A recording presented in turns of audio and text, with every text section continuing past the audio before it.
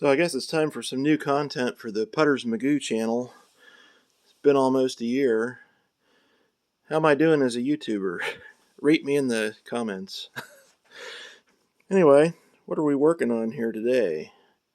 Well, this is a 1980s era ComfortGlow model GC19A kerosene convection space heater.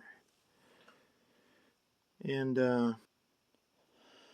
I've got this thing torn apart. I probably should have started making the video before the teardown, but I just don't think ahead about these things. So anyway, I pulled the old wick out of it, and that's been trashed. And this is where the wick goes. That's the wick guide.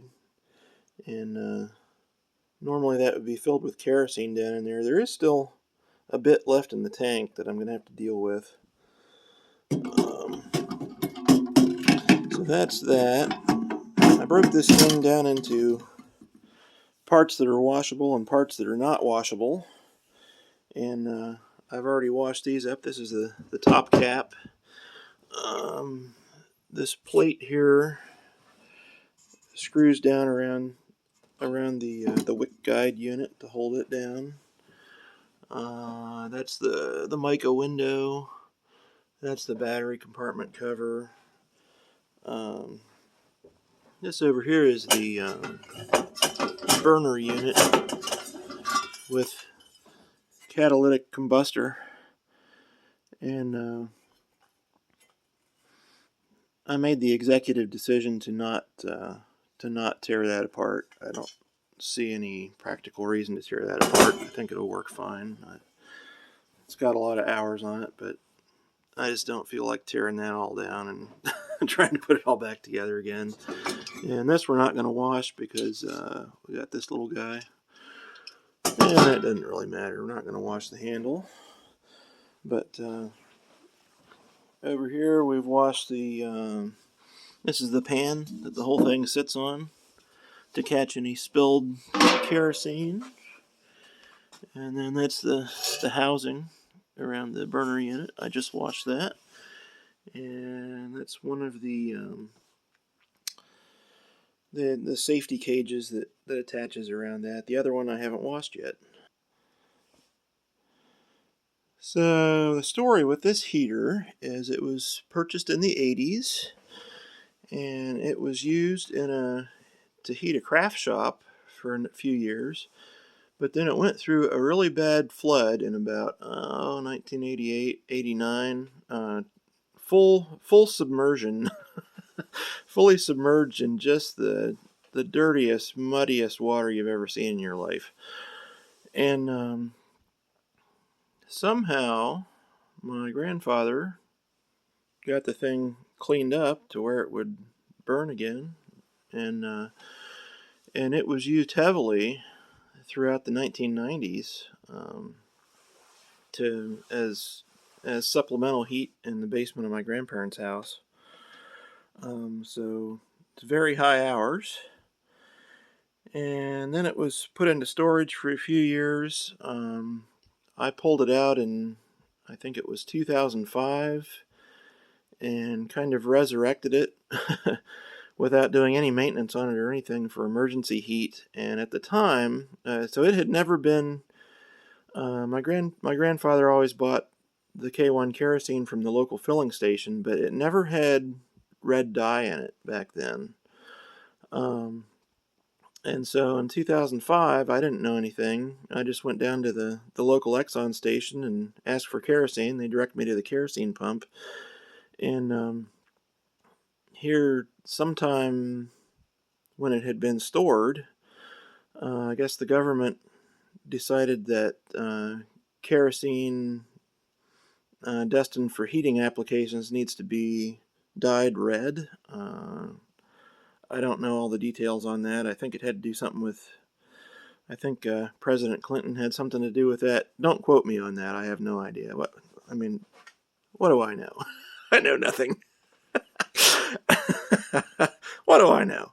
But anyway, So anyway, so I bought this kerosene. It had red dye in it. I didn't even realize that until I poured it in the tank. We used it for emergency heat and without doing any maintenance on it after having been stored for several years. So it was just really junked up after that with red dye and everything. And went back into storage for a couple years. And then I think it was around the end of 2008, early 2009, I did a full teardown like this, just like what I'm doing now, and cleaned the thing up, put a new wick in it, had it all ready to go, but at the time I still didn't know where to buy K1 kerosene without red dye in it. So I used it again with the red dye kerosene, and of course that junked up the new wick, and really didn't use it a whole lot after that. And then it went back into storage, albeit with a trash bag over the top of it, so this time around it's not nearly as dirty as it was the last time I cleaned it up, which was, what, 17, 18 years ago, and it seems like it was just yesterday. How old am I? Anyway, this time we're going to do it right. I found well, last time I bought a new wick at the local Ace Hardware, but this time I've got a new old stock wick that I found, and this is what my grandfather used.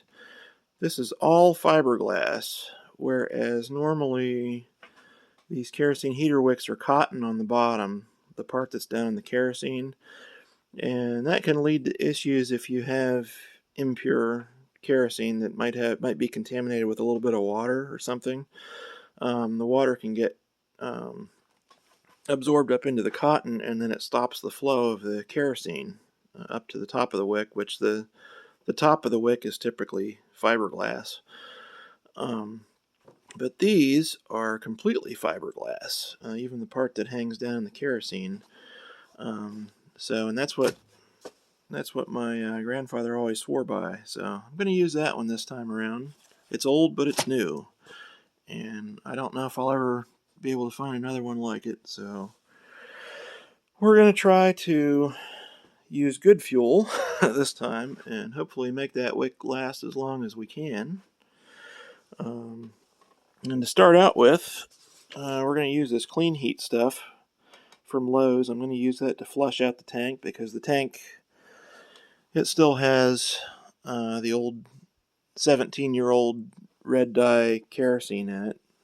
Just complete crap. So I'm going to use this to flush the tank out, and hopefully we can get most of that crap out of there. And I might use it to flush out the old kerosene can too before I go look for new fuel. But